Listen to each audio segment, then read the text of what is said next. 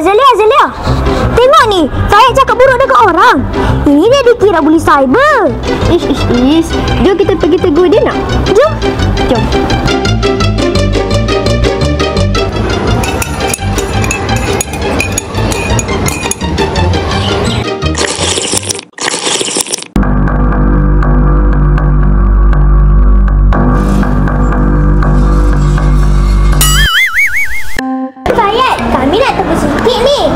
Kami ada terbaca komen awak di TikTok.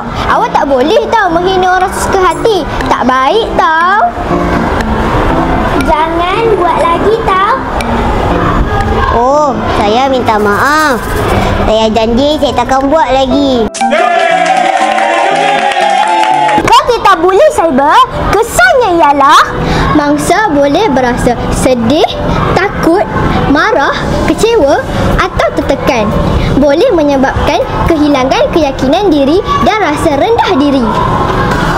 dalam kes yang serius, mangsa boleh mengalami kemurungan. Jangan buli cyber. Hentikan buli cyber.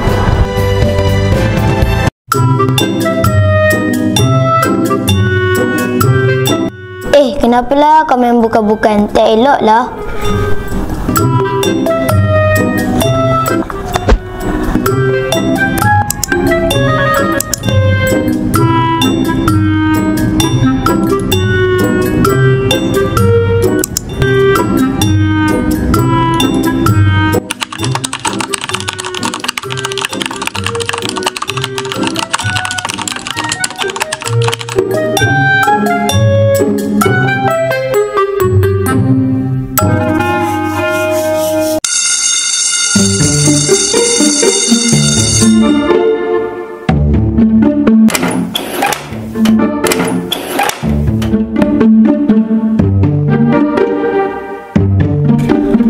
Akaun siapa ni? Bahaya tak tutup. Kalau dapat pada orang yang tidak bertanggungjawab, habislah.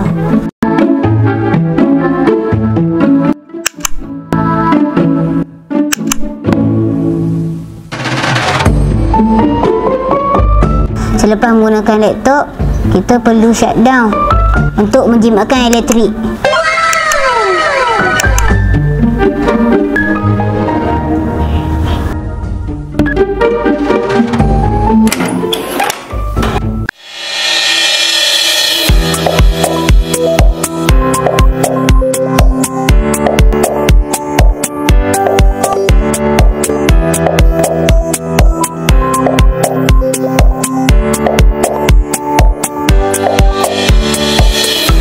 Kesedaran menggunakan akaun email amat penting untuk memastikan ianya selamat dan tidak digunakan oleh pihak yang tidak bertanggungjawab.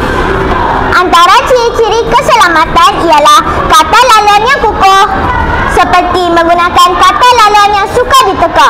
Selain itu, memastikan keluar akaun atau log out selepas menggunakannya. Kesedaran digital.